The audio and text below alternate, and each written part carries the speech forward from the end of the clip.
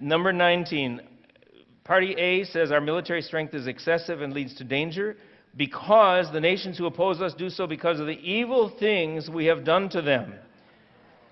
Party B says our military should be strong, able to defeat any two enemies at once. Like it or not, we are the world's peacekeeper and the sole defender of freedom for many smaller countries.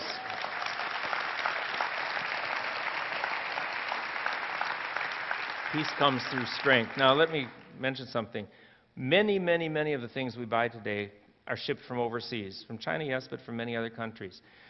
Those ships come here because they are able to travel the sea lanes of the entire world without fear of piracy. Why is that? One reason. Because the United States Navy patrols the sea lanes of the world and keeps them open. We've done that for years. We're the most powerful Navy in the world. No one asks us to do this. No one pays us a cent for it. No one thanks us for it, but we do it. What's happened? Look in the center column.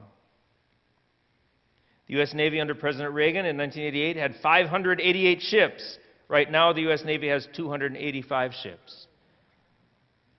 We're not sure whether we take it to this hot spot or that because we don't have enough to cover. Our missiles have been cut from over 5,000 to 1,500, and the goal is to cut it down to 3,000 and eventually zero. You say, wait a minute, well, we don't need that many nuclear weapons. The problem is many of them haven't been tested for over 50 years. Many of them won't fire. Many of them won't reach their targets. We don't know. And once you get to a smaller and smaller number, they're no effective deterrent.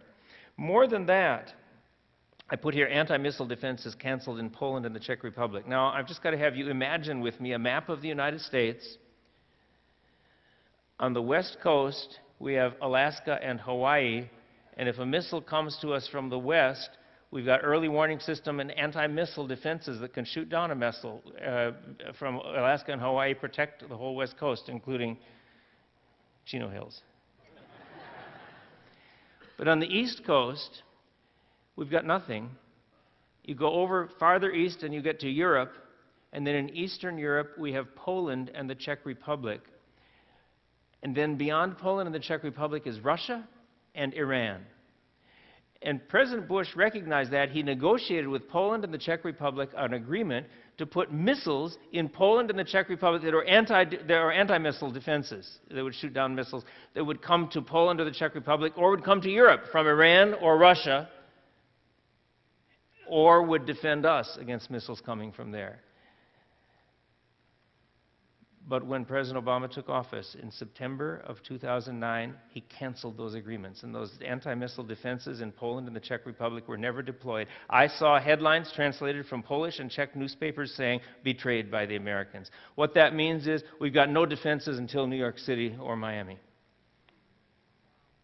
It's because of a theory. And the theory is that our military strength is excessive. It leads to danger. I hold to Party B and the view on the right because of Romans 13:3 and 4, where it says the government authority is responsible to punish those who do evil and reward those who do good. Punishing those who do evil implies the responsibility primarily to defend citizens from attack and from harm.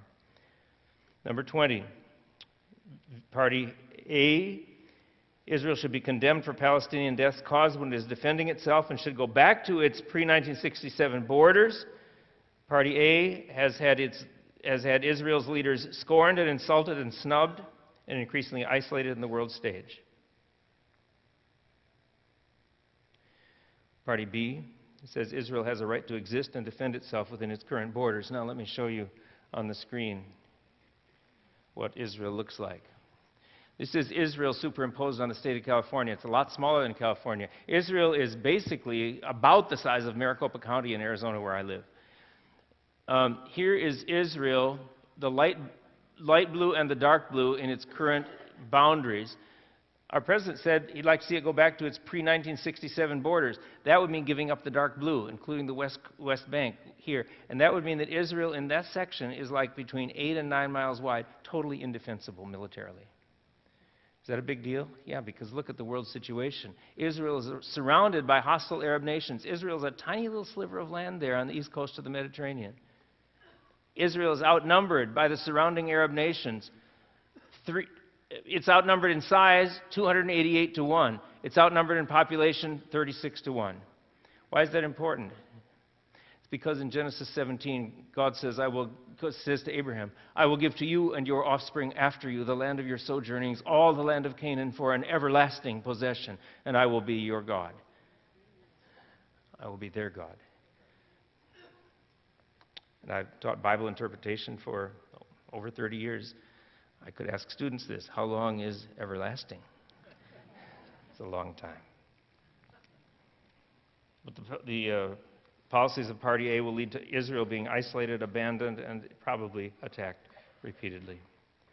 And the military weakness, over in the right-hand column under number 19, I put this. You see, people have said to me, Wayne, do you think judgment is coming to the United States? I say, I don't know. I pray not. I hope not. If judgment comes to the United States, because of our role in defending smaller democracies throughout the world, if judgment comes to the United States, it's going to be judgment not only on the United States, it is going to be judgment on the entire world. And here's what's going to happen. If the United States becomes weaker and weaker, no longer feared or respected by the tyrants and villains of the world, we'll be standing by helplessly watching as the rogue nations of the world expand their influence. China probably wants to invade Taiwan and take it over. And it's expanding already into the South Pacific, into taking over little atolls and little islands that are disputed, and we are not strong enough to do anything. China is expanding into Africa. Cuba and Venezuela will expand, will send mercenaries and thugs from Chavez and Castro's regime into other countries in Latin America to make them more communist like Cuba and Venezuela. Iran will expand its influence in the Middle East and attack other countries, probably Israel. Russia will want to probably expand into Eastern Europe and retake those countries that it lost. Islamic terrorism will spread to many countries, and North Korea will be tempted and probably will seek to invade and overrun South Korea. Judgment on the United States if the United States becomes weaker and weaker militarily, and we have to stand by helplessly watching while we plead for peaceful negotiations, and those pleadings are laughed and mocked to scorn. I do not want that in the world stage.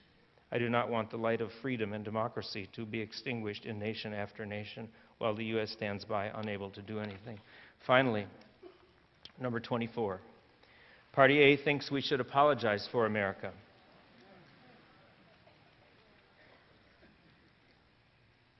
Because we are primarily responsible for slavery, colonialism, and the exploitation of many third world countries. We should be ashamed of America's many faults.